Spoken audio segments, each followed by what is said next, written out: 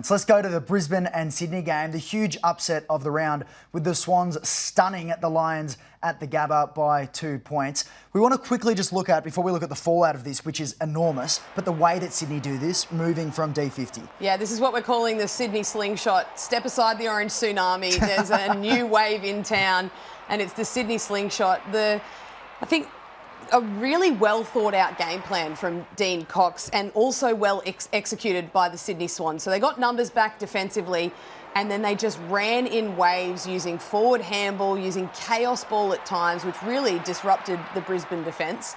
And they scored 6 goals, 5 from defensive 50. Yep. They lost clearance 21-40 in this game, but they won all other aspects of the game purely from their slingshot out of half-back. So credit has to go to Dean Cox and his players for being able to execute a game plan that really got on top of the Brisbane Lions. And the 2-point margin at the end of the game really does sort of favour the Lions for what we saw for most of that game, because Sydney were well in control. It was 3 goals late that got them within 2 points, but Sydney dominated that game. Just quickly on Cox, he had so many issues at the start of the year, you know, no Goulden, a lot of injuries, perhaps the Demons from the grand final. Where do you sit on him now? Do you see the green shoots really coming through? Will he be a really successful coach next year and beyond? Yeah, I think we're starting to see his ability when he's got the players at his disposal that he can use. And with players like Errol Goulden, and I know we all know the heights that Errol Goulden can reach, I don't think we quite understood how important he is to that Sydney team. When he came back in, that's when they started to get their system firing. Yes, others came in around him, but his consistency week in, week out to execute the game plan and to help lift those around him has been phenomenal. Speaking of important players, let's go to our Saturday star, none other than the man who's probably had more than anyone, Isaac Heeney. Well, this is his 3rd game, Xander, this year that he's kicked 5+ goals. I argue he's been our Saturday star, probably more than that, but he just continues to put out games that single-handedly win Sydney the game, because he was the difference in this. 5 goals, 6 marks, 10 score involvements, 23 disposals, and his ability, we've seen 3 back-to-back goals there where he snapped around the corner on his non-preferred. That doesn't even take possession of the ball, drops it onto his boot and kicks the goal.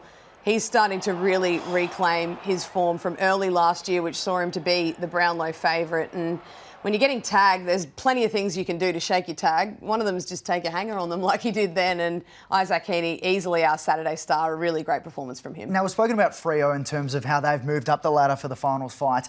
Brisbane are in a really precarious position now, one that might not seem that way on first glance, but when you take a look at the ladder and their matchups coming up in the next 2 games, there is a chance, there is a genuine universe if games go as they should, and this round's been a great reminder that games often don't go as they should, particularly towards the pointy end of the year.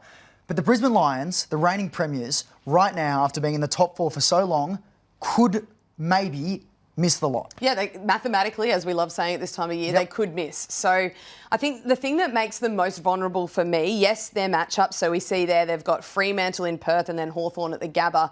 But their defensive injuries are really starting to take their toll. So Starcevic was a late out with a hammy. They obviously had no Ryan Lester with the concussion. Those 2 players, along with Noah Answorth, Connor McKenna, Payne and Kitty Coleman, they are all genuine role players for the Brisbane Lions. So not having access to those players worries, I think, their defensive structure and their defensive setup. They take some of the best players and they do it in an underrated way. So you might look back and think, well, how can they not pick up that slack? They are genuine role players for the Brisbane Lions. So they hopefully get Lester back next week. Who knows the severity of Starcevic, whether it was awareness and they didn't want to risk him.